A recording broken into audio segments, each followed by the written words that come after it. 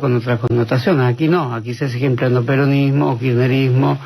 Es decir, ninguna computadora que se reparte en nombre de una forma de organización social que incluye elementos pedagógicos, elementos de participación comunitaria, elementos de adquisición del lenguaje y adquisición de formas de comprensión superior del mundo, deben dejar de pertenecer a un campo utópico, a un campo de registro de la palabra novedoso. Es en ese punto el kirchnerismo se confió demasiado en esos enormes camiones que distribuían las computadoras en los colegios. Y cuando el colegio funcionaba mal, la inserción en la red informática reforzaba procesos burocráticos internos y no a la inversa.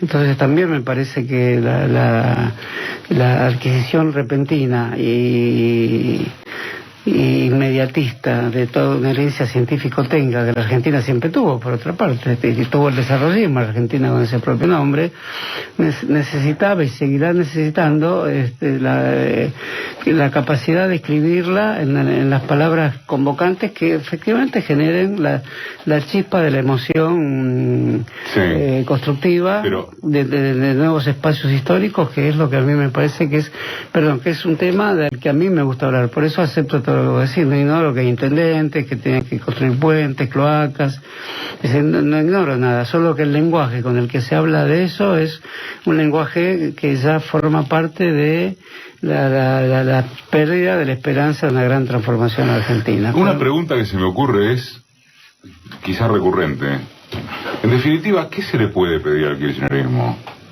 y qué no, en tanto proceso reformista de avanzada? Y que no, perdón, yo querría decir brevemente, que no ceda y que no se limite a pensar que sus grandes realizaciones, por ejemplo, trasladar los fondos de pensión al Estado, la introducción de un papel mayor del Estado en todo el juego económico en general y en el juego productivo, más allá de que eso se hizo con dificultades o a veces se hizo mal, me parece que el kirchnerismo se define como un conjunto de invitaciones a seguir discutiendo los problemas fundamentales del país. Eso para mí no es abstracto, podrá parecer abstracto. Y no es abstracto, porque si decimos que eso es abstracto, nos quedamos con lo concreto, que significa redes de intendentes, formas electorales punteriles,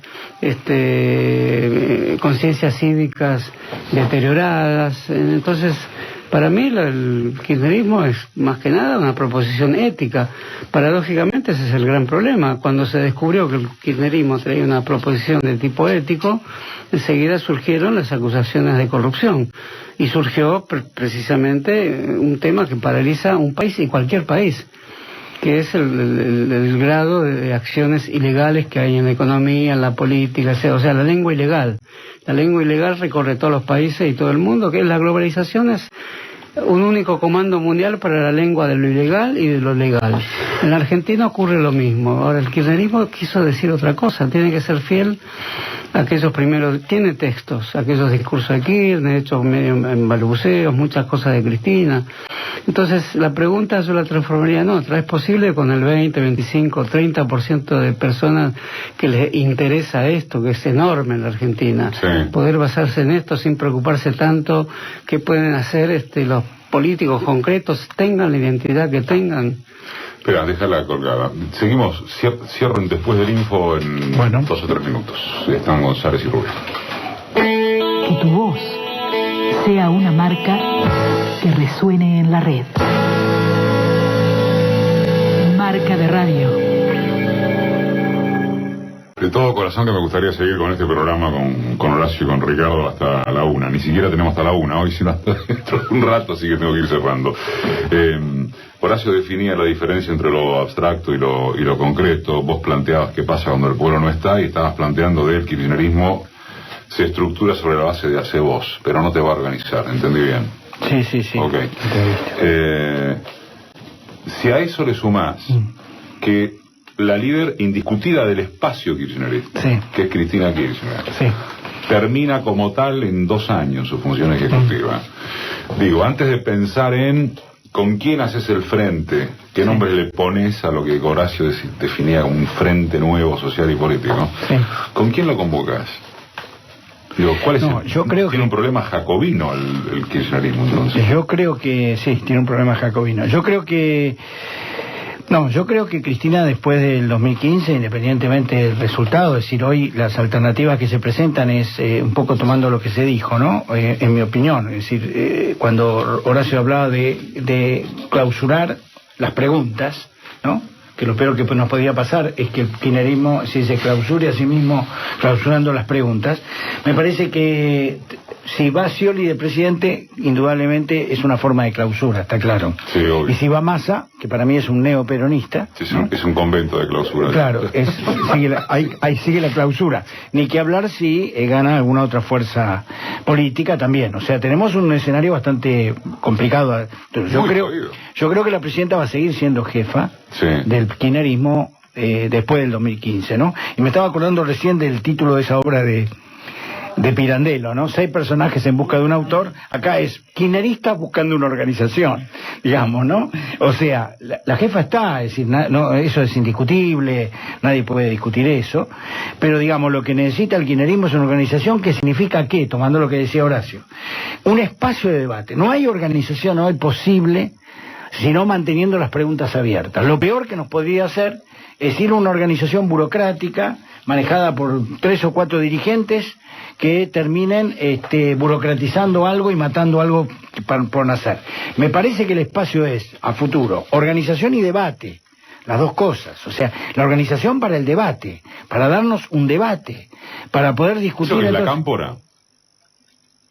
¿Por qué la cámpora? No te pregunto, ¿cuál sería el nombre de la estoy pensando en un nombre en particular. Sí, te lo disparé como provocación. Sí, me estás provocando, me dejaste calladito, me provocaste, me sentí provocado. Claro, porque para organizar tenés que vertebrar a través de algo, si no es una...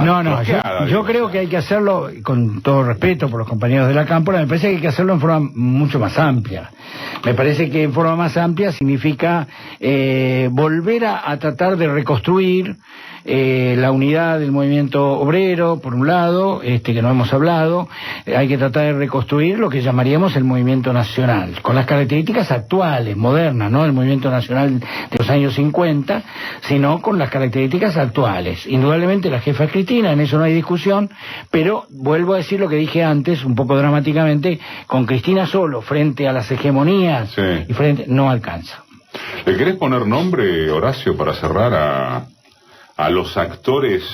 No sé si estoy preguntándote algo que ya consideras respondido, pero por las dudas, ¿le querés poner nombre a cuáles son los actores a partir de los cuales se puede seguir avanzando? Bueno, no le pondría nombre, no. ¿Te parece más importante formular la pregunta? Le saqué casi una frase que es de un manual lejano de político, Frente Social y Político. No significaría nada, pero para cualquier argentino que le interese los asuntos públicos sí significa, es decir, nuevos reagrupamientos, trazar nuevas líneas de coalición, interrogar las demás tradiciones políticas y especialmente repreguntar sobre las responsabilidades del peronismo. Esas son muchas, porque en realidad el peronismo sigue siendo un... vos decías, el peronismo no se consigue fuera del poder. No es tan así, porque... Yo decía. Vos decías. Sí. Eso de algún modo es cierto. Es que tiene distintas nociones del poder. Hay mayores...